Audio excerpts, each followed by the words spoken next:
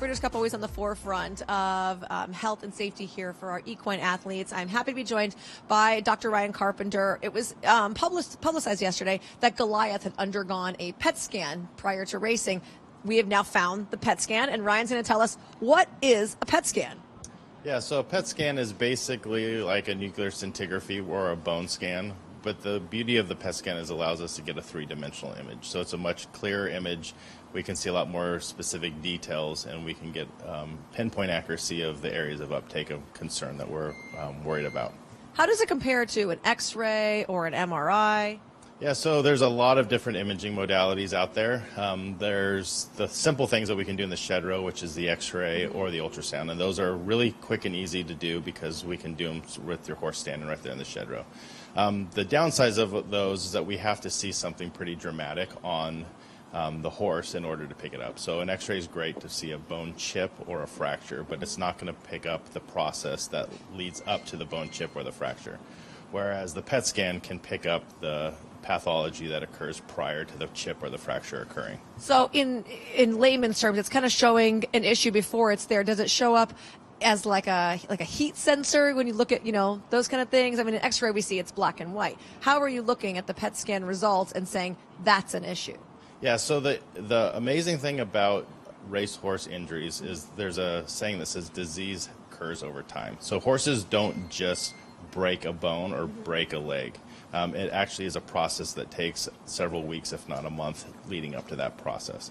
The PET scan allows us to see all the changes that occur prior to the actual fracture occurring. And what we're looking for is uptake, areas of uptake or hot spots in areas that we know are prone to fracture, to know that that's the area that we need to be concerned about. And looking at the PET scan itself, can you just tell us how it works? I mean, I'm going to guess a leg goes in there. Yeah, so this was a really cool invention from the guys up at UC Davis. Matthew Spurey spearheaded this. And so this actual initial design was actually rotated 90 degrees and done on a person or animal under general anesthesia. So laying down. Laying down. So what he did was he rotated it 90 degrees, and then he created this system which can actually open up. And so this is actually revolutionary because it never could do that up until his innovation. And so now what it allows us to do is we can walk the horse in, and then we can close the gantry over the area that we're going to image. So now we can actually image, and this machine allows us to go from the knee or the hock to the foot, and we can actually take a scanning image of the whole leg down. The most coolest thing about this design is if the horse gets nervous, which we all know horses can get nervous, and they back away, it's as simple as backing away. So there's really no risk of injury to the animal by undergoing this type of imaging. And so it's very safe and it's very effective. How often do you feel like we've utilized the PET scan since it's come into its existence in our Southern California racing circuit? Oh, it's a staple in Southern California racing. We've done thousands of PET scans over the last 5 years and collected a tremendous amount of data that allows us to then share to the rest of the world what we know normal and abnormal is. So it's been a really cool process to be part of. Well, I appreciate the time and always the knowledge. Thank you, Dr. Carpenter. Thank you. And Jonathan Stewart weighing in. He said Goliath is in top form. The vets have been very thorough, requiring a PET scan yesterday that he passed with flying colors.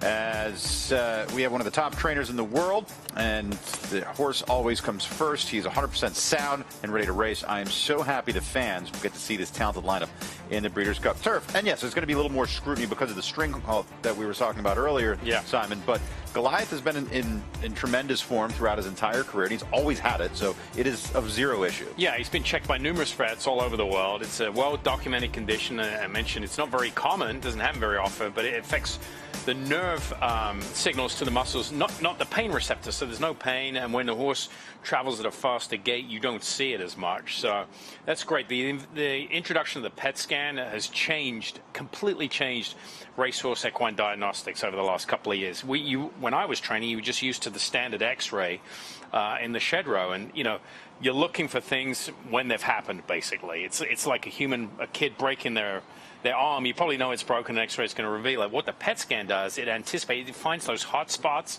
and maybe a micro fracture that's occurring, and it tells you where those spots are, and you can stop on a horse before it eventually gets, to a point where they incur a fracture.